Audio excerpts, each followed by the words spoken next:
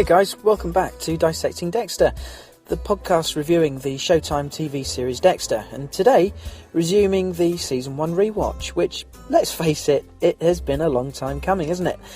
We got halfway through Season 1 last year, but then we had the minor distraction of Season 5 to contend with. Regular listeners will know that we put down Season 1 to concentrate on the new season, and I was personally really chuffed to be able to keep up with it and crank out a podcast each week, reviewing each Season 5 episode as we went along. During that time, I was even more chuffed to see that listener numbers shot up, and I was getting a great load of feedback each week. This was just brilliant and all the reward I needed. I hope a lot of those listeners will still be on board now. We're going back to the Season 1 rewatch. This is the first Season 1 podcast of 2011. I did do a Season 5 highlight show at the beginning of January, but for those of you who have just been working your way through the rewatch podcasts, Happy New Year to you. Sharp-eared listeners will have noticed the lack of spoiler warning at the top of the show. As I said, this is a rewatch podcast today. We're going back to Season 1, and in these shows, I only talk about what's gone before, not what's yet to come. So if you've not watched up to the end of Season 5, don't worry, you will not get spoiled in these rewatch podcasts, I promise you. So a quick bit of housekeeping before we get into today's episode. As you know, I love to hear from you, whether it's by voicemail, email or on Twitter. For voicemail, you can call one of the listener lines. In the UK, it's 0844 579 6949, and you enter mailbox ID 08320 when the voice prompts you. In the US, the number's changed. Now, the way it works, after 30 days of inactivity, they cancel the number. And of course, we've had a few weeks off, apart from that highlight show, so suffice it to say our number got canned. But I've set up a new one. So for our US listeners, or indeed anyone who doesn't mind phoning international numbers, hey, I wouldn't knock dedication, the number is 206 337 4817. That's 206 337 4817. If you try and ring the old US listener line, I guess it'll be unobtainable, or it won't get through to me anyway. If you don't want to call, but still want to send a voicemail, you can email an audio file, whether it's MP3, an iPhone voice recorder file, something like that. You can email that to dissectingdexter@gmail.com. So that's the email address, of course, but there's also Twitter. Follow me at DissectDexter. And there's also my personal Twitter, which is at Gareth_UK.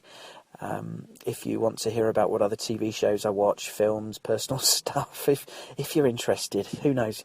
It'd be great to hear from you and get another voice on the show apart from me. So, I look forward to hearing from you.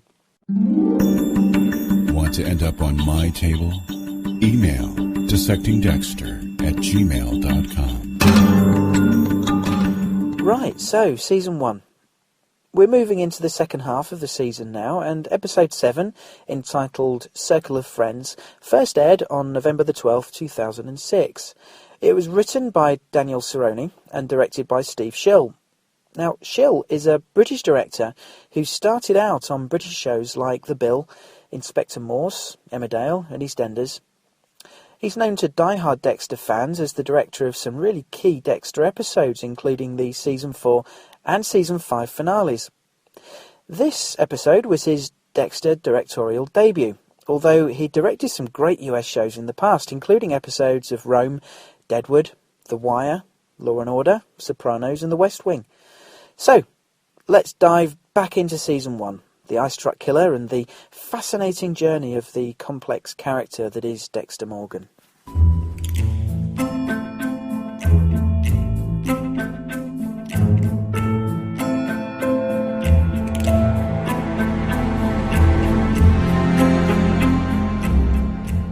We open with a little teaser leading us to think that Dexter's killing someone. He's making knife strokes through the air and we see shots of blood spatter on the walls. Of course, we know Dexter's MO, and this isn't it, but it's left ambiguous until we see a wide shot. Dexter's at a murder scene, bloody victim on the floor in front of him. He's seemingly been mimicking what he thinks the killer's knife strokes were. Of course, our friend Doakes sees. Remember, this is the only member of Miami PD who has the creeps about Dexter, and his comment is funny. Swear to Christ, Morgan, after this case, I'm submitting your ass for psychiatric evaluation. Just retracing cast-off patterns, directionality angles. Can you tell us what happened here or not? It's an execution. Pretty unlikely victim. The kid's an honor student, the editor of his high school yearbook. It's all in the knife work. It's skillful, no wasted motion. Killer had experience. Every stroke hit a major artery. Or at least came close.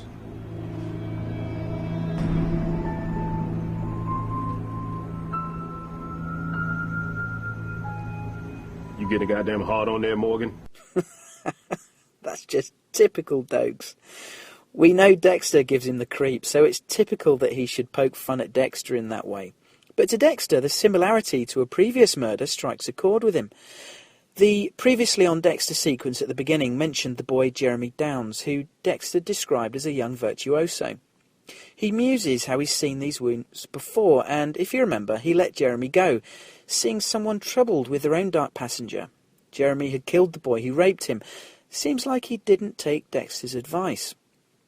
Back at the police station, Deb's telling Batista about her chasing up on some ice truck killer leads, albeit long shots. She says how many mass murders were tripped up and caught because of stupid things. They run a check on traffic violations and a familiar name comes up. Neil Perry. Remember him? He was the guy supposedly out walking his dog at the old hospital where they found Tony Tucci. The records put him rather suspiciously near two separate crime scenes. They go to his home in a trailer park. The car parked outside is a wood-panelled station wagon. As Deb reminds us, in case we'd forgotten, one of the prostitute victims was last seen getting into just such a car. Then they notice a CCTV camera swivelling round to watch them. They split up, each covering a door to the trailer. And while they're preoccupied with that, Perry escapes from a hatch underneath the trailer and runs off, and gets away in another car parked around the corner. Of course, we as viewers don't know at this point whether Perry is the ice truck killer or not. But let's face it, he's not helping his case if he's innocent, is he? We then join Dexter, who's analysing images of knife wounds and confirms his suspicions that he believes Jeremy Downs has killed again. He had him and he let him go, and now he's killed again. Now, I'm not sure Dexter can feel guilt, but he does feel that if he'd not shown Jeremy that kindness in letting him go, it seemed fair, he says. But if he'd not let Jeremy go, there would be one less murder victim on the books. LaGuerta is assigning the troops to investigate and hunt down Neil Perry. She keeps Doakes on the knife victim, and Batista is given the job of heading the task force to apprehend Perry. Deb's smug, of course. So early in her detective career, something like this will give her career a great boost. Dexter looks at the photo of Perry. His own interest in the ice truck killer is, of course, slightly different to that of his colleagues. It's hard to read what he's thinking as he looks at the picture. There's no voiceover, although his response to Deb is outwardly a slightly sceptical one, and one which visibly deflates her somewhat. We cut to a school, where Rita arrives to pick up the kids, only to be mortified when she discovers that their father has already got them. Let's remind ourselves this is Paul, the man who was violent and abusive towards Rita, someone who raped her and has just got out of prison. To say Rita is horrified is an understatement, and understandably so. Cut to Neil Perry's trailer, where police are trawling for evidence. There are stuffed animals everywhere, some patched together to make weird hybrid things. One looks like a groundhog with horns. Batista's issuing instructions before having a conversation with Masuka and Deb. Listen to the background music. You just know a joke is coming, like a comedy train coming down the track. Woo-woo! Everyone, follow strict, sterile protocol. There will be no contamination of my crime scene. Bag anything that could be used to murder or dispose of a human body. That's pretty much everything in here, boss. Except this. Can you say sick fuck? Some might say that. To others, crypto-taxidermy is a fine art. I got a mummified chupacabra at home. Can I have permission to run Masuka's prints as an ice truck killer? No need for that. I'll give you some warm DNA right now. Oh, God, you're gross. I didn't hear that. That's classic Masuka, right there. I love Deb's reaction too. We join Dexter at Rita's house. Rita, of course, is terribly upset, wondering what's going to happen to the kids. Dexter tries to keep her calm, and when she hugs him in tears, his face looks a little startled, unsure of how to handle her. This is Dexter, young and inexperienced in handling normal human emotions. Genuine sympathy and understanding don't come easily to him. This relationship, as we said before, is a big learning curve for him. Then the front door opens, and in come Asta and Cody, closely followed by Paul, who's played by Mark Pellegrino.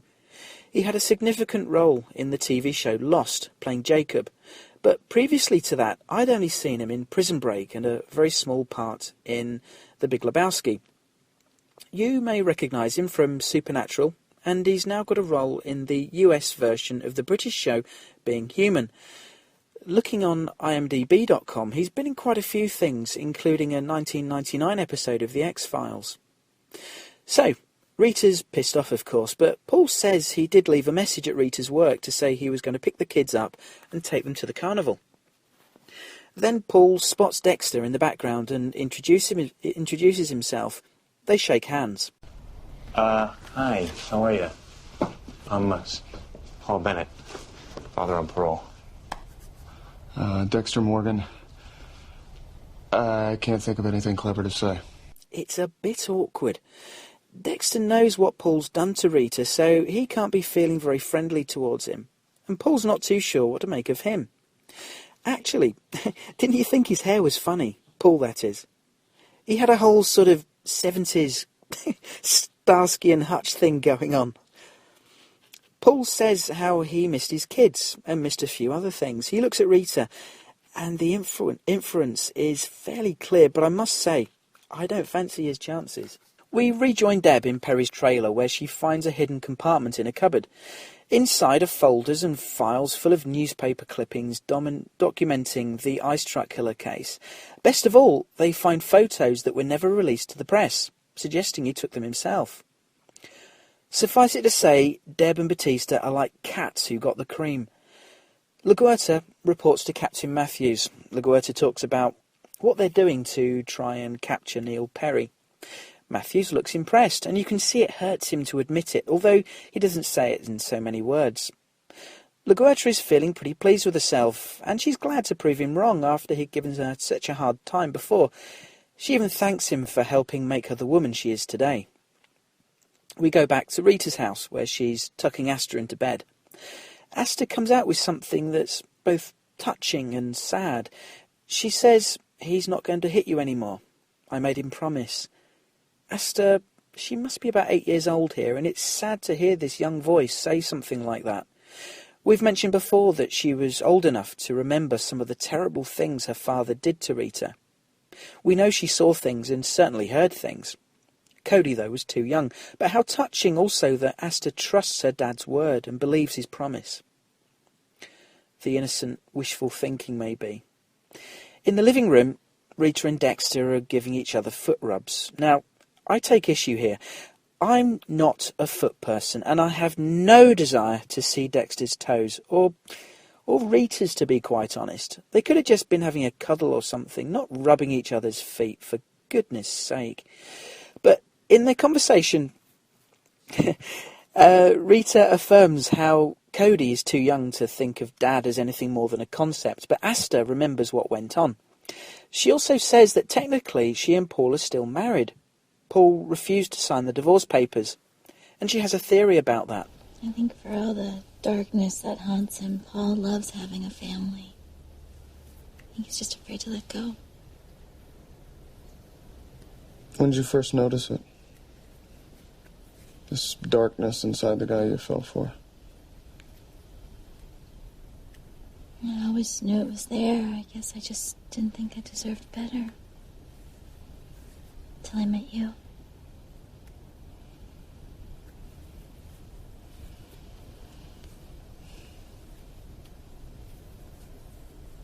I have a dark side, too. What? I do. Somehow I doubt that. You have a good heart, Dexter. You're not like Paul. You don't hurt people. Innocent people. I don't hurt innocent people. Wow, just wow. That was a confession right there, and it didn't register with her. The reality of Dexter's darkness is so far removed from what Rita knows of him, she just smiles in response. Dexter's shown her nothing but kindness, regardless of his actual motivation, because we know full well he's trying to blend in and appear normal. At least that's been his initial motivation, but as far as Rita's concerned, he's been kind, gentle, good with the kids. He's given her the sort of relationship she needed, coming out of that abusive one she'd had with Paul. But Dexter, he actually confessed to her. He told her the truth. Seems that Rita and Deborah both have a blind spot when it comes to Dexter. And lucky for him. Rewatching this scene, having of course seen all of Dexter as I have, I can only stress what a big thing this was for him. He took a chance, definitely. Perhaps his guard was down, but maybe this was a sign of his need for a relationship where he can be completely open and honest, reveal his darkness and be understood. Whether Rita will discover the full gruesome truth remains to be seen, but the fact that she didn't reel from his confession, probably just because she had no idea of the gravity of what was behind it, but she didn't reel away, and that must be a small comfort to him. Rewatching this scene, and bearing in mind this is a TV show about one character's personal journey, it's important to focus on these moments because they're key to Dexter's journey. Okay, so to the next day. Dexter's at a halfway house looking for Jeremy Downs. He speaks to a stoner kid, and it sounds like Jeremy's been getting cash for homosexual favours. The kid offers himself to Dexter, undercutting whatever Jeremy charges. I found this a bit disturbing, and I hope the writers aren't guilty of stereotyping teenage boys who live in halfway houses. I mean, I'm sure a lot of these kids are desperate for cash, but I'd like to think the majority don't turn into rent boys. Anyway, Dexter gets a call from Deb. They're digging up Perry's patio, and she wants Dexter there, despite it being his day off. Dexter tries to protest, but she cuts him off. However, once he's there, he surely can't help but be fascinated that he's entering the lair of the serial killer he's been playing this little game with all these weeks. He looks around at the bizarre array of stuffed animals, and he seems particularly taken by a raccoon's head on a plate. He goes outside and talks to Deb. Hey, Dex. Thought you'd want to be here. Something's buried down there. Masuka's been digging all night. I hate to break this to you, Deb, but you know you've got the wrong guy here, right? The ice truck killer drains the blood from his victims, freezes their bodies, and only then severs their limbs. It's clean and efficient. That's his psychological signature.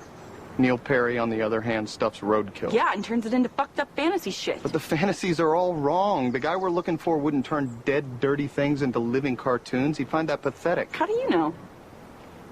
Because it is pathetic. Deb, trust me. Neil Perry is not a killer. He's a dabbler. He's a waste of time. If the guy we're looking for took his early fantasies out on animals, he'd bury them, not display them. And what about an early human kill? Would he bury that too? Sure, probably. Then turn around. You were saying? This is a perplexing turn of events for Dexter, who set off taking the wind out of Deb's sails before she turned all smug on him again, after he'd been spouting about Perry not being the one. They dig up human remains from the patio, a female, dead about 2 years, or so Masuka estimates. They see one of the legs. They see that it's been neatly sawn off, much like the other victims. So Deb turns smug and says to Dexter, "You're the expert, what do you think?" Now, I can understand her being a bit funny about this. She's trying to make her way in the department, earn the respect of her colleagues. She's still very much the newbie. And Dexter's been down on the Neil Perry lead, something she'd been proud of. Of course, we know he's mostly right, but at the same time, he's her brother and she needs his support and encouragement. Something he often gives, but here she feels he was down on her line of investigation, and now it looks like he was wrong, at least for now. So I think she feels like he should concede and give her some credit. Of course, Dexter's puzzled and surprised by this discovery. He thought he was being given a masterclass by the ice-truck killer, and now he's kind of disappointed to find that all of a sudden the police are onto him and he's on the run. It doesn't quite add up to him. Next, we go to Rita's house. It's breakfast, and Cody's full of talk about the rides they went on with their dad. It must be hard for Rita to hear this talk, this enthusiastic talk about the man who abused her so much. Next thing, Paul creeps in with donuts for the kids and flowers for Rita, but she's having none of it, telling him he can't just walk in. An argument threatens to brew, but Paul backs down and sets about making breakfast, but you can see on Rita's face she's thinking, how can she get out of this? She didn't seem obviously frightened, but there was an edge. And Asta too, she was just looking down, while Cody seemed mostly oblivious to the situation averted. I like Mark Pellegrino's performance in this scene. He wasn't threatening, but when he raised his voice a bit, the tension was cranked up a notch, probably helped by us knowing stuff that he's done in the past. Back at Miami Metro, Batista gives the team a briefing on Neil Perry. They seem to have identified the body from dental records as being that of his mother. He carried on cashing her social security checks, but they theorised the killing wasn't about the money. They found out she was a controlling woman, kind of ran his life and used to beat him. So, a serial killer with mummy issues, it seems. Batista asks Deb about getting Dexter's take on this, but she's still ticked off with him and says no, he'd only piss on our parade. We join Dexter out on a jog, mulling things over. He's had time to think and believes Deb's wrong about this, but we see he's actually out to hook up with Jeremy Downs again. At least, that's what he intended. As he draws near, Dokes rushes in with other officers and arrests Jeremy, even knocking Dexter over in the charge. And Dexter knows he had a lucky escape there. Had he started interacting with Jeremy? Well, you can imagine the questions from Dokes when he identified him. Cut to a motel. Deb and Batista are out canvassing with a photo of Neil Perry. They speak to a woman who works there, who eventually says she's seen Perry. He's a regular there, and he's actually there right now. He took a girl to a room earlier. Deb and Batista crash in and find the woman bloodied and tied to a bed.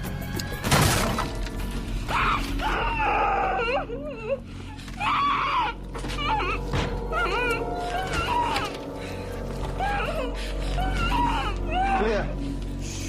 It's okay. We're here now. You're safe. Please, get me out. Hurry before he comes back. Where is he? Please, I want to get out. But where was he going? The liquor store. He said he's coming right back. What? Oh, poor bugger. You just know that ball was going to go back into her mouth and she'd be bait. We jump over to Dexter in the police department, still counting his lucky stars. Dokes called him in. Turns out Masuka lifted a print from the alley that matched Jeremy Downs, who'd cut up a victim 5 years earlier. Same knife technique, as well we knew, of course. But Dokes is interested in how, yet again, Dexter has this acute instinct with killers and wonders why. Dexter typically shrugs it off, but as he walks away, Dokes says, "I'm watching you," and Dexter does this cute wave over his shoulder. A little foreshadowing, perhaps, but I love these little moments between Dokes and Dexter, don't you? Dokes has nothing to go on except his own instincts, and Dexter knows it, so he can get away with being cheeky like that. Back at the motel, Perry returns to the hotel room, where he, of course, gets nabbed by Batista and Deb. Curiously and disturbingly, Perry starts to sing a hymn of some kind. I don't recognise it, but he's defiant in the face of the police, continuing singing as they cuff him. Next, we have a great scene. Dexter's watching Rita's kids. They're making a concoction of some kind, full of sugar and E-numbers, no doubt. Paul knocks at the door, and Dexter answers it. Oh, hey there, big guy. Dexter, right? Paul, hi. Rita's not here. Oh, that's okay. I'm actually here for the kids. Came to dazzle them with my booty. This booty. This is awkward. I'm afraid I'm not comfortable letting you inside the house without Rita here. Who are you anyway? Like a babysitter? Well, I'm watching the kids right now, so I suppose that makes me the babysitter.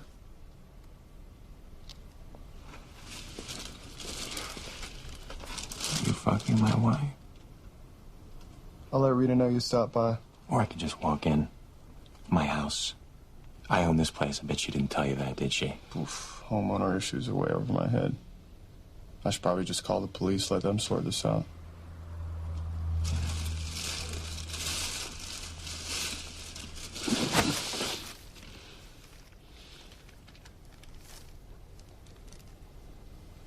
Is that it? Yeah. Yeah, why don't you give those presents to my little buckets of sunshine? Tell Rita she can reach me at the motor court. Okay. He might be a crack-addled, wife-abusing yahoo, but he refuses to abandon his kids. I'm not sure that's a good thing. Did you jump when Paul made a swing at him? That was great. Dexter in total control there. He played it really well, while Paul showed the latent aggression and violence that we knew was there. I loved how Dexter played it cool. He used his head and protected the kids and did right by Rita. He did the right thing in the right way. Would a genuine psychopath or sociopath do that? Anyone thinking Dexter's just a monster who doesn't care about anything but himself should think again. But is there anyone left who still thinks that? You're listening to Dissecting Dexter. Okay, so back to the police department again, and Dokes congratulates Deb for bringing down the most notorious serial killer in Florida history, and she's just loving it. And it's good to see, but she feels bad that Dokes wasn't part of the bust, seeing as they did the groundwork together. She tells him there's a party tonight for Tony Tucci getting out of hospital. He's having a coming-home party, and Deb wants to go and give him the good news about the break in the case. Later that day, Dexter's talking to Rita about Paul's visit. He learns that Paul actually still owns the house from before he and Rita met. Rita's upset, and Dexter put my teeth back in. Dexter consoles her by saying, there, which is such a lame thing to say, but it doesn't register with her as being so. She says she wishes Paul would just disappear forever, something that makes Dexter smile. That can be arranged. Although he doesn't say that out loud. Cut to Paul in a motel room. He looks like he's rolling a joint, which would no doubt be a violation of his parole. A shadow passes the window, but we find it's only Rita. A bit brave, turning up on her own. Paul wants her to come inside and tries to pull her in by the arm, but she stays on the step. With a quiver in her voice, maybe a mix of anger and fear, she tells him what's what. No more surprise visits to the house, no more Disney dad, which is a good turn of phrase. And she hands him the divorce papers and demands he signs them, and she'll agree to supervise visits with the children. Amazingly, he ends up signing the papers, saying he's a changed man, although he patronisingly says, I love this new Rita, I love this new you, he says. Later, LaGuerta is interviewing Neil Perry. The entire department, including Captain Matthews, are watching on a TV screen. On another screen, Jeremy Downs is being questioned by Dokes. Dexter comes in and notes Perry doesn't have a lawyer. He also inwardly comments how Perry and Downs are his two colleagues, technically speaking. A bit of a strange thing to say, but you can see where he's coming from. However, he's still pretty sure that Perry's not the ice truck killer. In the hospital, it's party time for Tony Tucci. Deb's there and they all have some light-hearted chit-chat. She steps aside with Rudy, the prosthetic doctor, and they have a conversation. You can see in Deb's eyes that she fancies him, and he asks her out to dinner. Back in the interview, Neil Perry is telling LaGuerta how you have to dig for greatness if you want people's attention. Outside, though, the troops are getting restless. Why isn't LaGuerta asking him any questions? Back in the room, Perry observes how this is an interesting interview technique, and LaGuerta responds. I'm tired of asking questions. I'm getting off on this too fucking much. Getting off on what? The game. I'm guessing that's why you didn't request a lawyer. So you can sit here and say whatever shit comes into your head. Meanwhile, my ass is spitting like cheese whiz, waiting for you to figure out this isn't the fun part. What are you talking about? We got you dead to rights. But the good times won't start rolling till you're in a courtroom with your own personal Judge Ito. On court TV, carrying your scary-ass scowls and crazy shit live. Fascination with serial killers is an American pastime. You got creepy housewives, magazine profiles, maybe even a summer blockbuster movie. All waiting for you. But the feeding frenzy won't start till you throw out the chum. So then I'm just gonna chill. You're right. This isn't the fun part.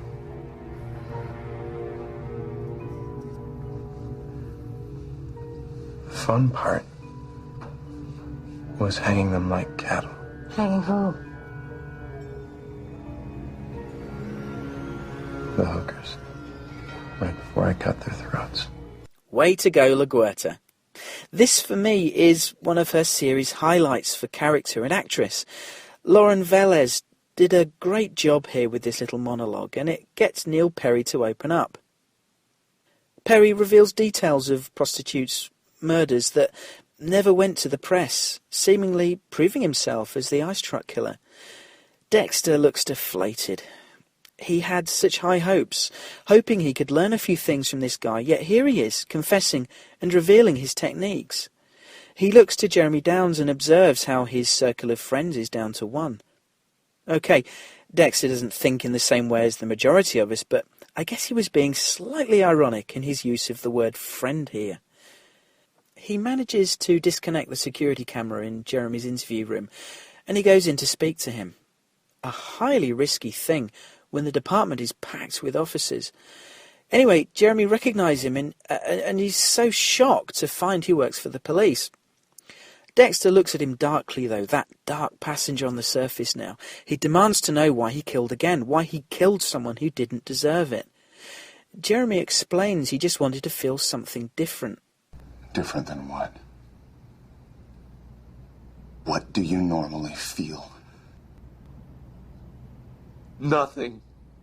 Fucking nothing at all. I hate every fucking goddamn second of it. I can't stand it. Living my life in my head. Does killing make it better? No. Worse. Fucking worse than ever. Put your hands on the table. Do it. I'm a lot like you, you know? Yeah, right. You're a killer. I'm empty. But I found a way to make it feel less bottomless.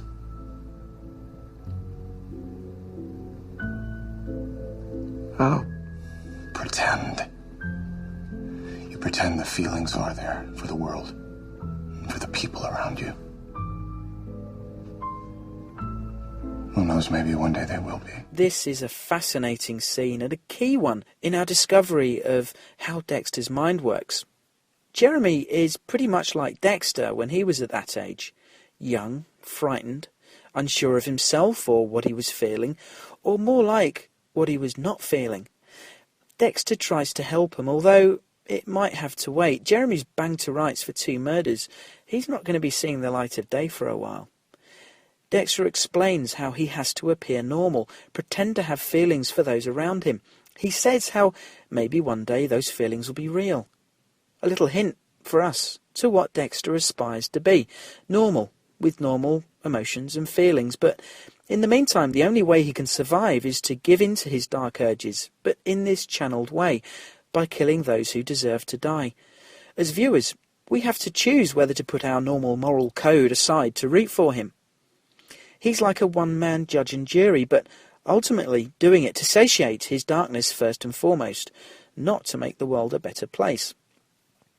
But as he explains, when he was at a young age himself, he had Harry to talk to. Harry helped guide him, helped him to channel his darkness. Harry seemed to realise that he couldn't cure the darkness, so he'd have to help him focus and manage it in a controlled and arguably semi-productive way. This is the big moral talking point of the show, that we root for this guy who is killing people. Are we all warped? Or are we all rooting for him, hoping he can eventually conquer his darkness and successfully lead a normal life? Well, personally, I don't think I'm warped. But of course, we do, don't we? We hope. We're all fascinated by this character and maybe hope that somewhere along the line he'll become normal, conquer his dark passenger, don't we?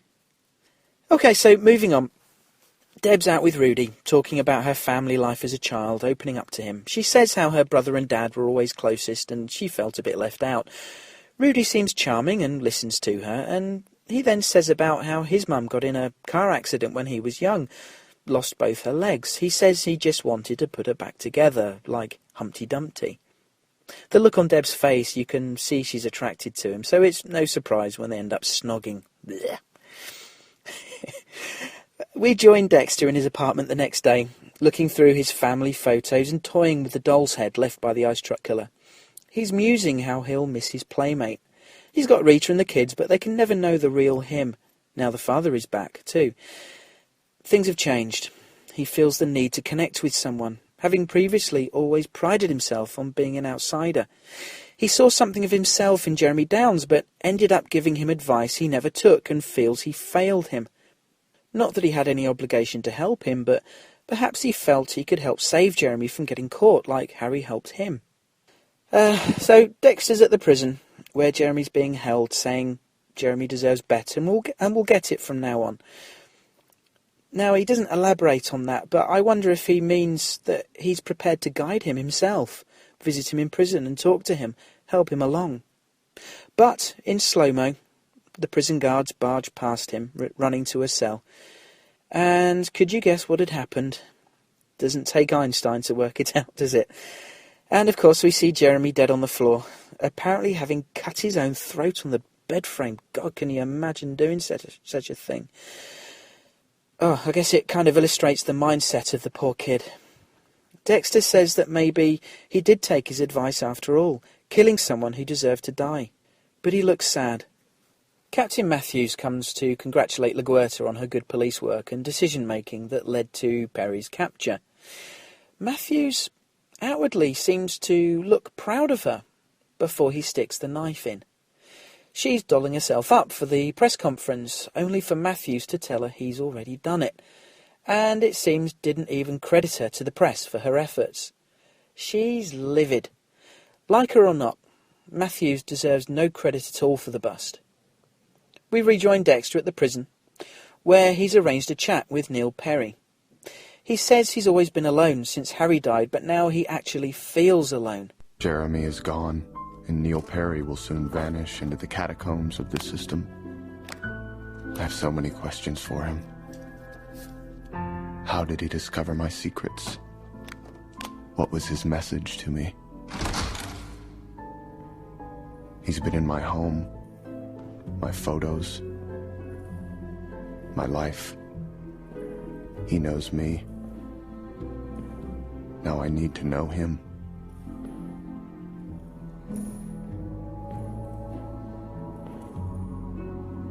To connect, face to face, before he's beyond my reach forever.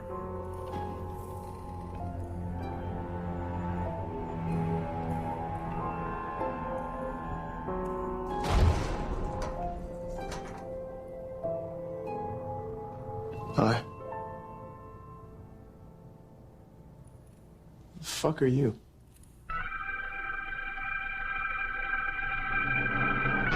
And the smile on his face and the little glance at the camera say it all. And maybe you were like me and smiling too. What a great ending to the episode. Love it. So Dexter now knows this is not the ice truck killer. How Perry knows so much about the case to convince the police remains to be seen. And why would he want to cop for all these murders? He did say to LaGuerta that you need to dig for greatness to get people's attention, so maybe that's all that he craved, to have infamy, even if it meant taking the credit for someone else's crimes. But won't he face the death penalty? Does he care? Do you think Dexter will tell the police about his discovery? Will he? Heck, the game's back on. Harry can't save you now, but you could email the podcast. DissectingDexter@gmail.com. So actually, I thought that was a really strong episode. Some good progression in the plot, everyone busy, a couple of big character moments for Dexter, which I make no apologies for spending a long time talking about in my review. It's what I enjoy most about the show, Dexter's character journey, and from your feedback, I know I'm in good company. The review was a bit longer than I intended, all the same though. I need to be more concise with the recap, I really must, but it's hard when there's so much good stuff in this episode, so much to talk about, but let's hear from you now. Listener feedback. Okay, I've had a few emails through since I last podcasted. Some of them have been more specific towards Season 5 or other seasons, non-Season 1 seasons, shall we say, which I know is bad English, excuse me. But you know what I mean.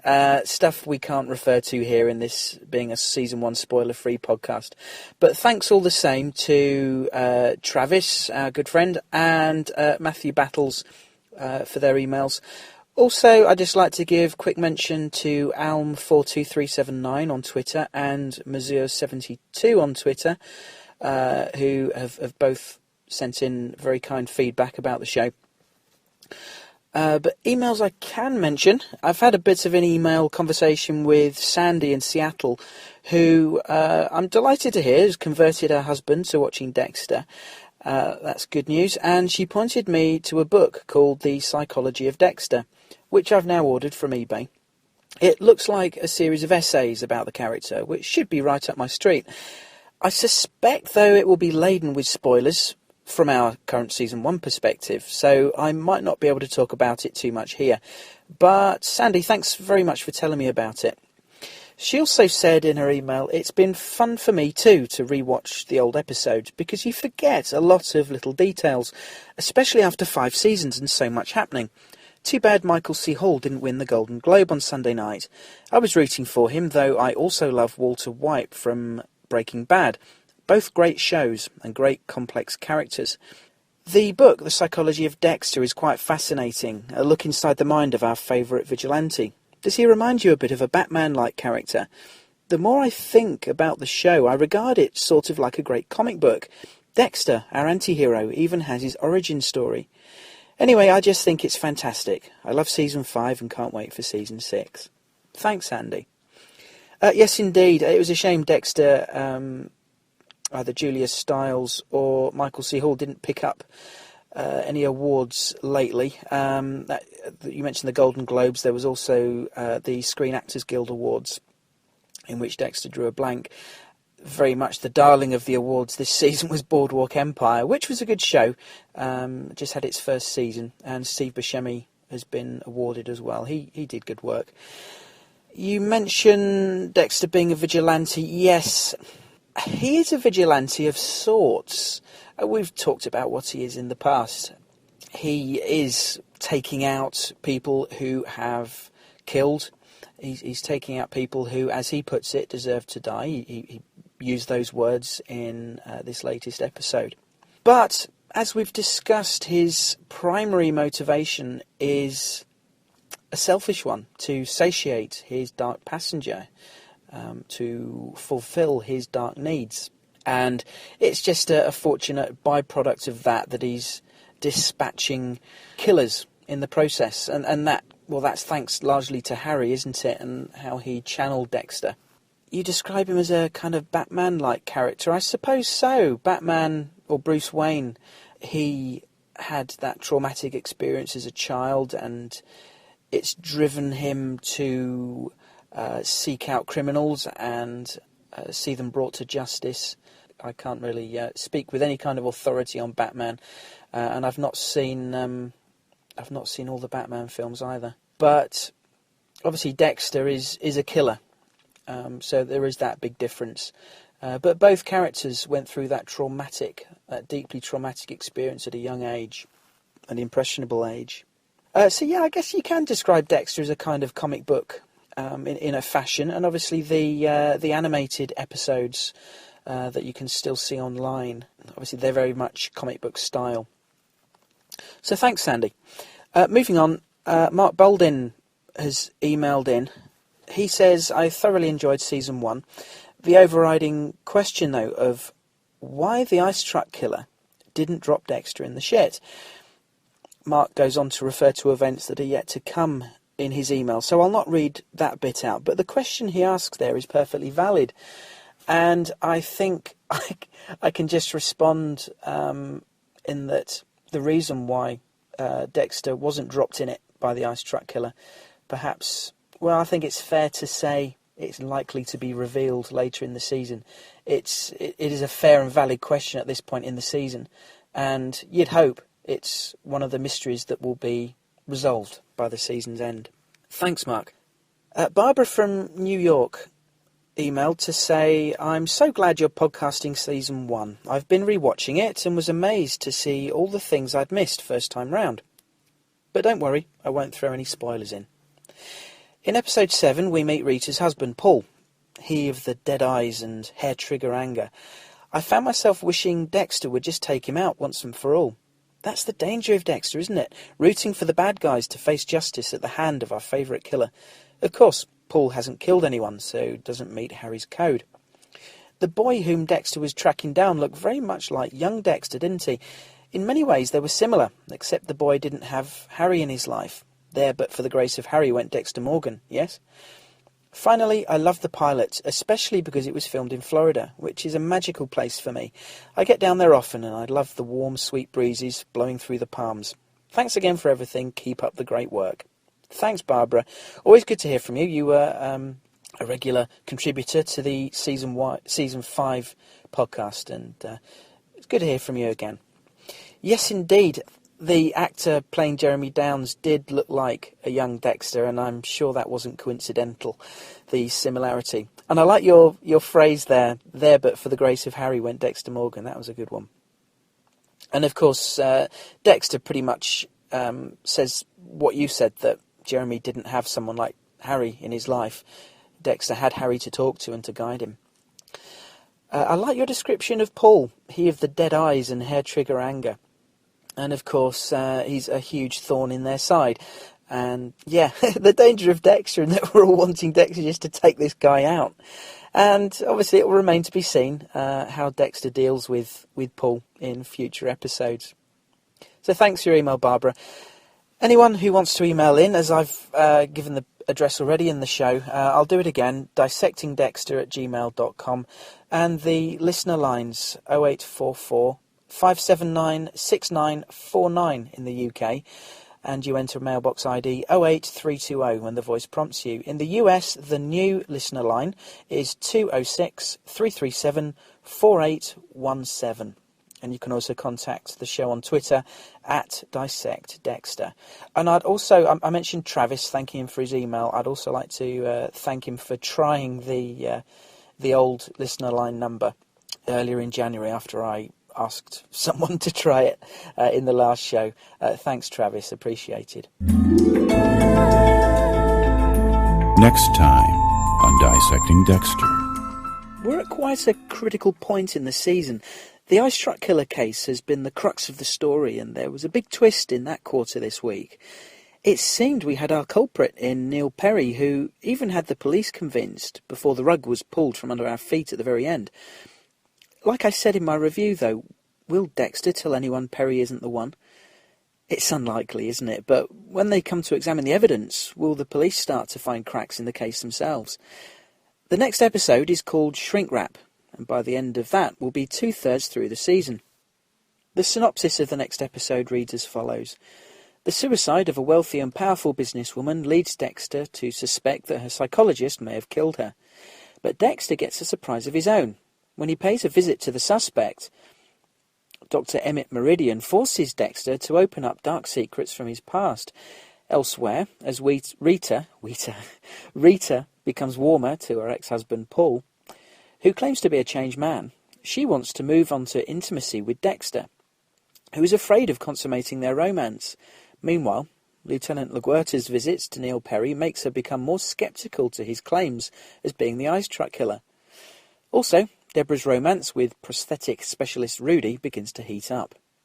Okay, so we saw Paul profess to being a changed man this week, and it sounds like it might suck Rita in. Do any of you trust him? I certainly don't. We might be able to look forward to some awkward moments for Dexter, though, as it sounds like Rita gets in the mood for some of that Morgan amore.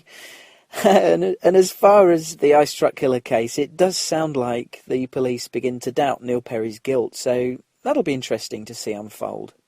And Deb, is she finally going to be lucky in love? It might be good for her to have another man to lean on and receive support from. She's not been too delighted with support from her brother this week, has she?